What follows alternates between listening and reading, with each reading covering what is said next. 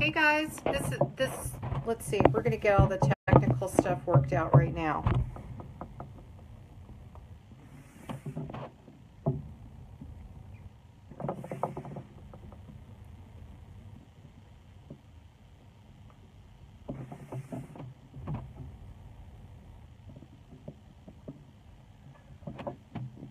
Can everybody hear me okay?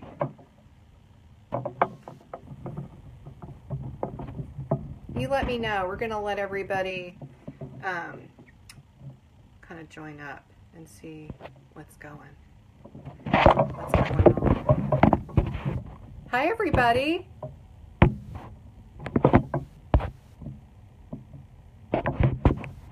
Excellent. Hi Grace. So I didn't screw it up. I'm amazed.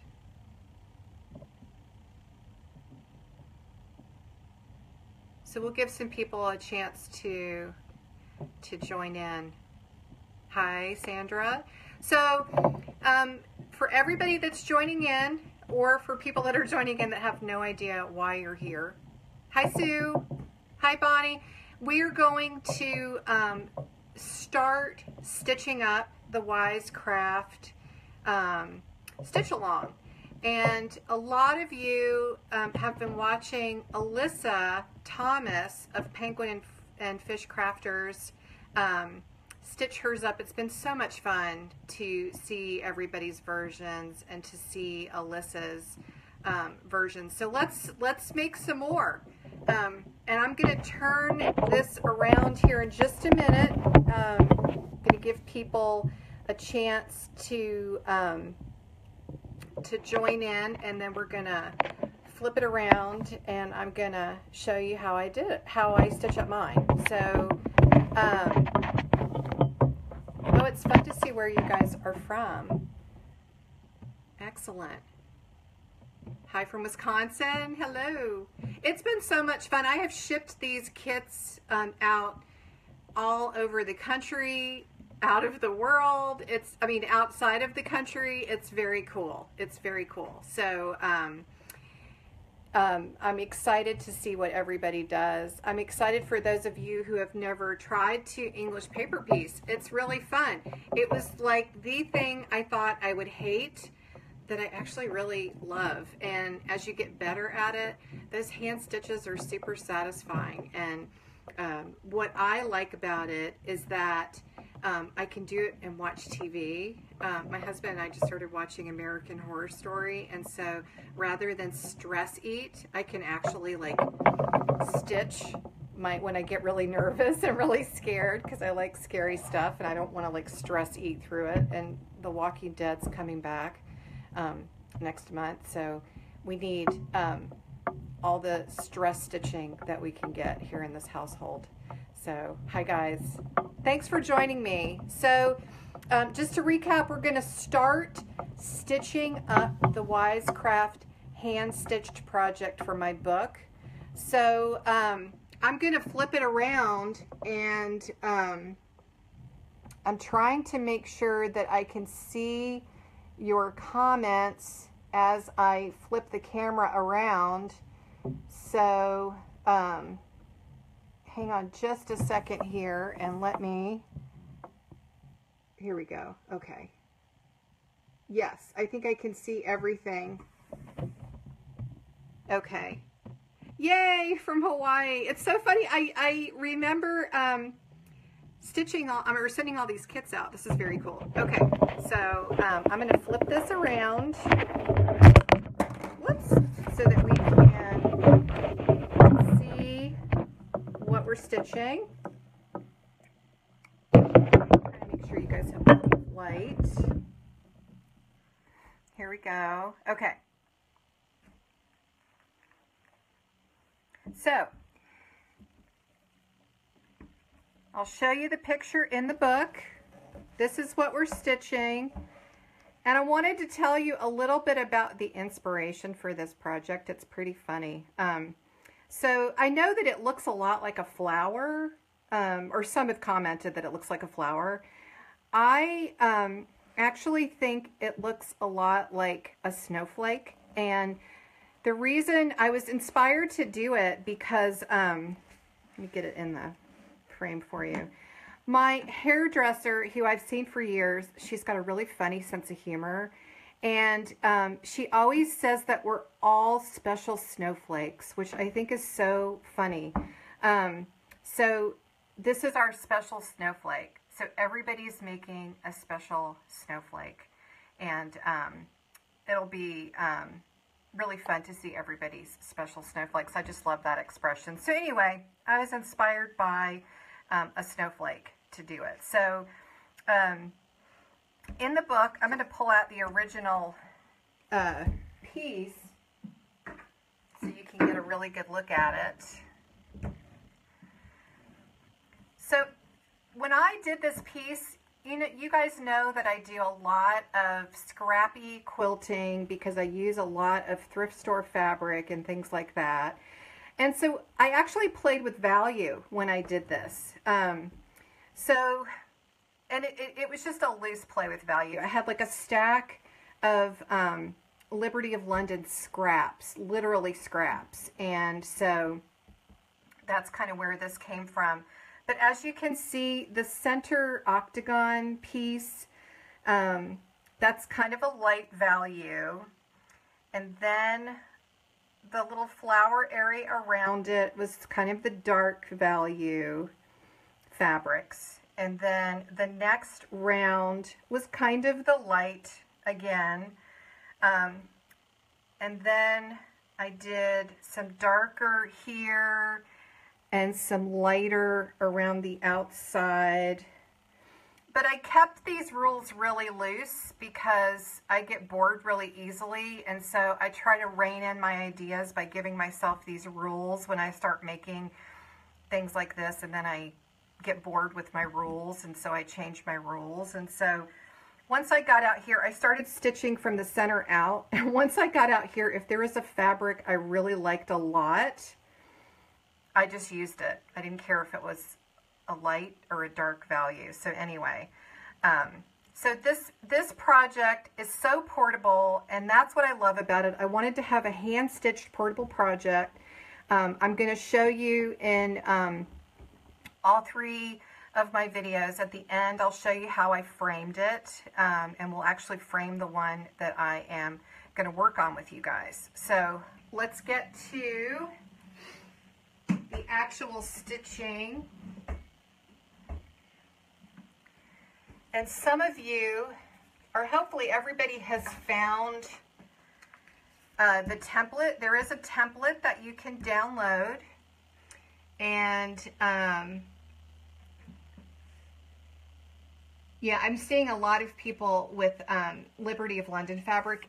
This project is so fun for Liberty of London because the prints are small, and so the prints show up on these little pieces. So here's the template. There is a link on the Wisecraft Quilts Facebook page. If you have not already downloaded it and printed it out, you can do that. And once you print it out, this is really just a way to either play with color using colored pencils. I'll show you kind of how I was using it, which is, and a bunch of you have actually used it this way, taping little pieces of fabrics. These are some of our old, like my husband's old shirts, and then some fabrics that I had.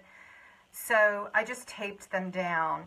And I was going to do this one on air, but I decided not to because it's so light colored. I was afraid that it wouldn't show up. So I definitely want to do this one, but I won't do it with us on air. So anyway, if you have trouble finding that, look through the Facebook group. There is a link to the template, and I can also provide another one to the template. So I wanted to show you guys how I create my little portable kit. And I put a picture of it online today on Instagram. I use this silly little cookie tin, which I got gosh, maybe like 4 years ago from the Japanese section of our grocery store that I'm just obsessed with. And the reason I like the tin is because it keeps my pieces from bending, but because I'm kind of messy. If you're not messy, you could put yours in a bag or something like that, but this is what I take with me. And I never lose it because it's noisy. And then I'll show you my supplies that I use. So I have my paper pieces. If you've ordered the paper pieces, this is what they look like. Inside you have all of the pieces that you need to complete the project. And if for some reason you don't have the pieces that you need, or all the pieces, just let me know. But this is what it looks like. So I carry that with me. I carry a pair of scissors. These are super sharp scissors. They're long enough here to cut around each side of the template. I'll show you what I mean in a minute without having to make multiple cuts around each side. So these are just for fabric, not for paper. Alyssa uses this, and so do I. This is a Soline glue pen. I love these. The thing about this project is I did not remove the paper. So you can remove the paper, but I wanted it to be rigid in order to frame it and so that it would hold up well. And so it doesn't matter about having to take the paper out. So the glue is perfectly fine to use. I do, when I'm really organized, I pre-thread needles. So I've got 3 pre-threaded needles here in this little needle book that I've had for a bazillion years. I think I got it when I first started blogging. Remember when we used to do swaps? I think I did a swap with somebody and got this cute little needle book. But I pre-thread my needles because my eyes are old and I drink a lot of caffeine, so threading needles is not easy. But and I also carry a few pins to pin the fabric to the template if I need to. And so that's what that looks like. I carry some of these clover clips. Gosh, I love these things. I use them for everything. I've even used it for a barrette before. I'm going to be honest with you. It's like the perfect quilter's barrette. But I keep a few of these. When I am working fast, I can fold the fabric around the edge of the template and just hold it in place with this. I think Alyssa also did that. I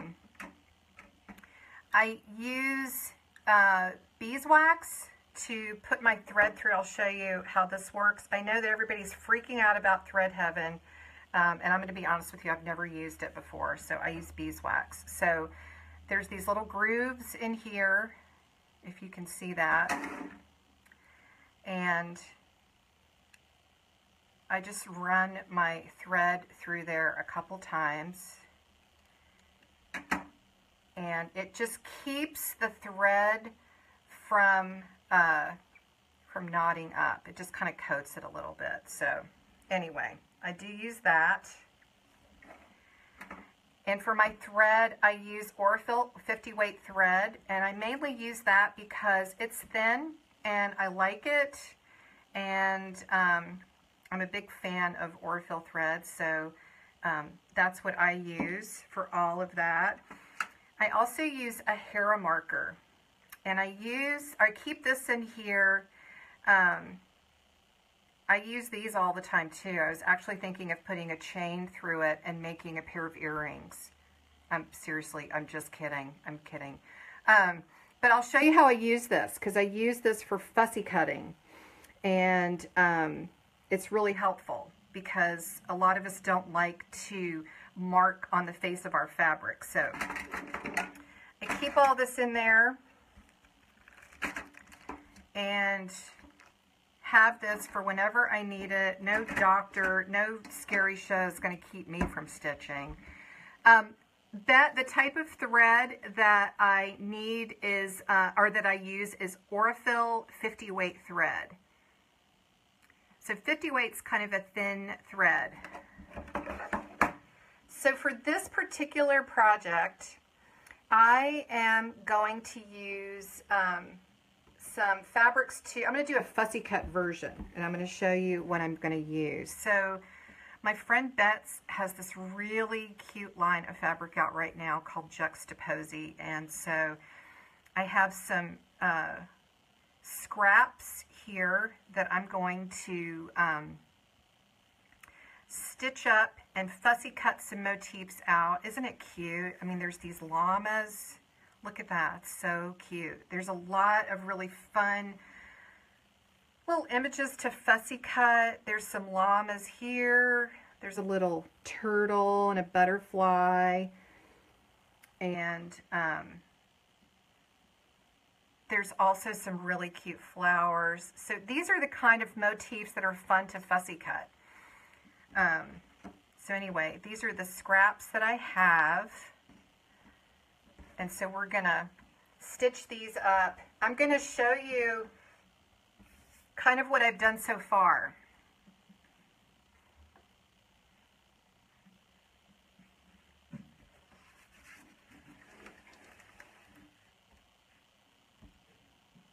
Okay.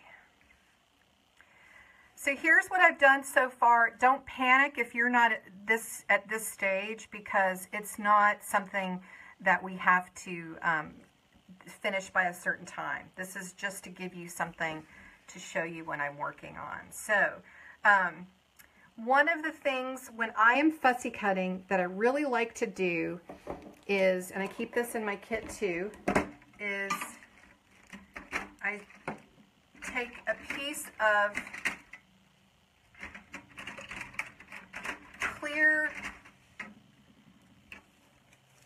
I use these clear template sheets. They're just clear sheets. They look like this. And I trace my shape around it. So this is, I trace the octagon sheet on it here. And I think that you guys know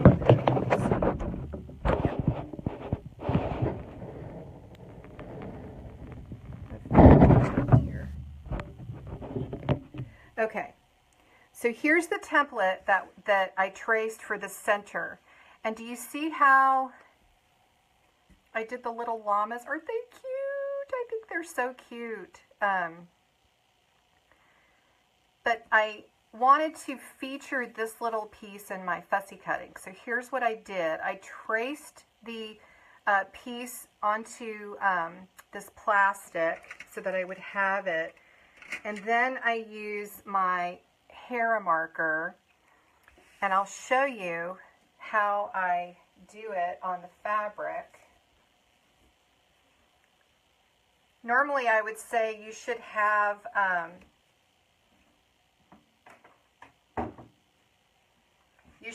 cutting mat or something to do this on, but we're going to do it on this ironing surface because that's going to work just fine.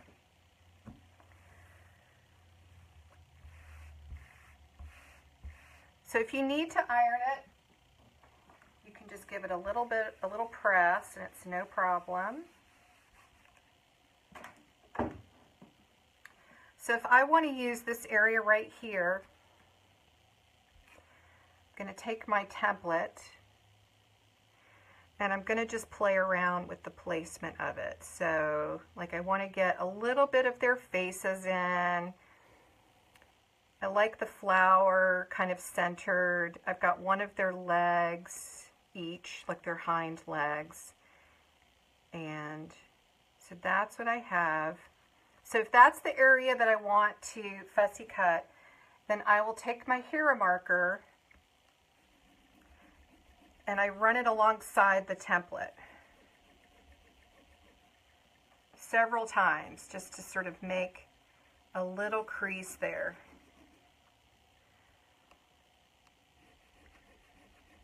So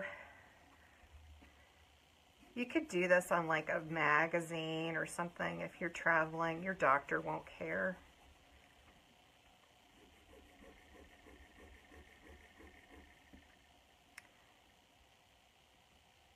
So there I've traced around it. And I don't know if you can see that on camera, but now you have this little crease all the way around it. It's pretty cool. So then what you can do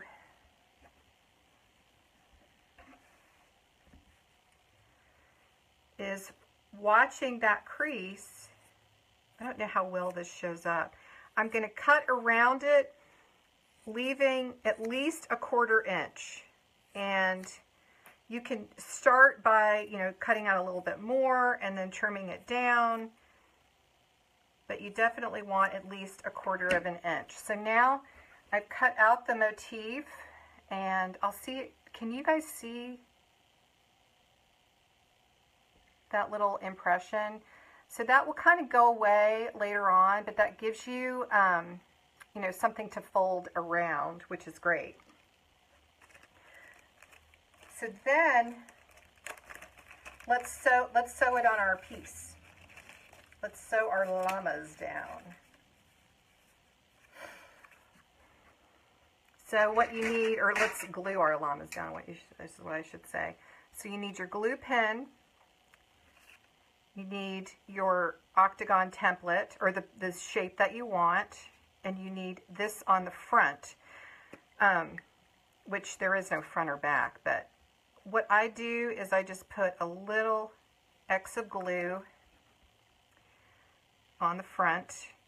And then to make sure I have it positioned correctly, I just sort of gently line it up.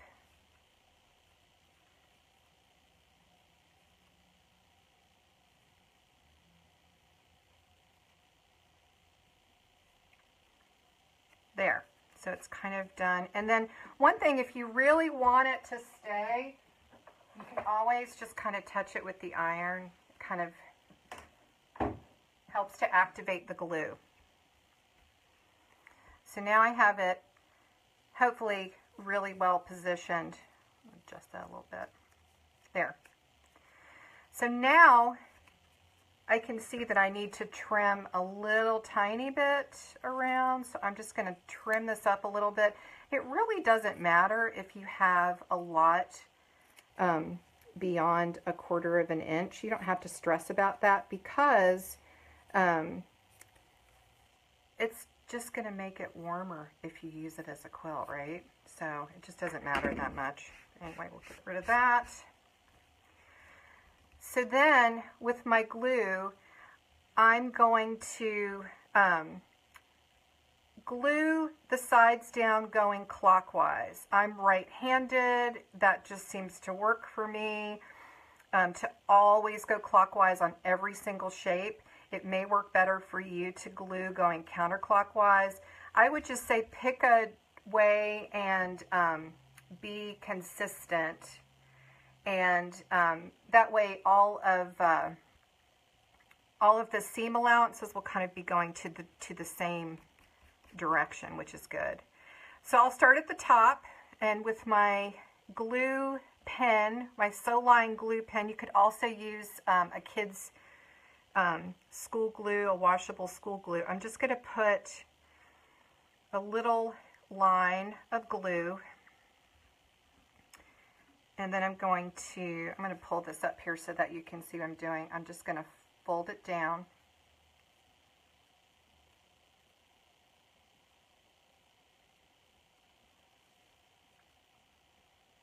So it looks like that. There's my first side.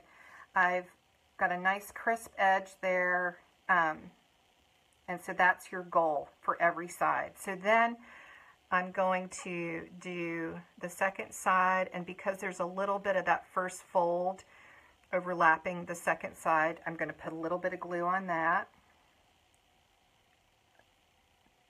And then I'm going to glue that side. And next I'm going to go to the next side.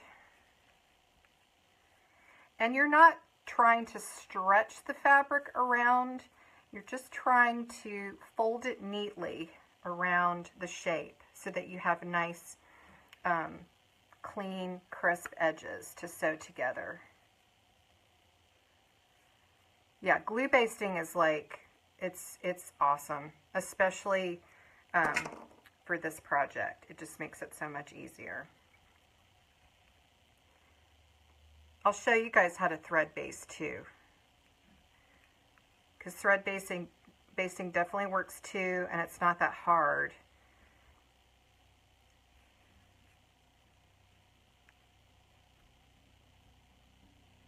So now I have one more side. You guys, anybody that's having trouble seeing this, it will repost. So, and I will also upload it to my YouTube channel, so everybody will be able to see it. So I apologize if you can't get in. I'm not really sure why, but we'll make sure you can see it. So there, I've glue basted all of the sides. Whoop,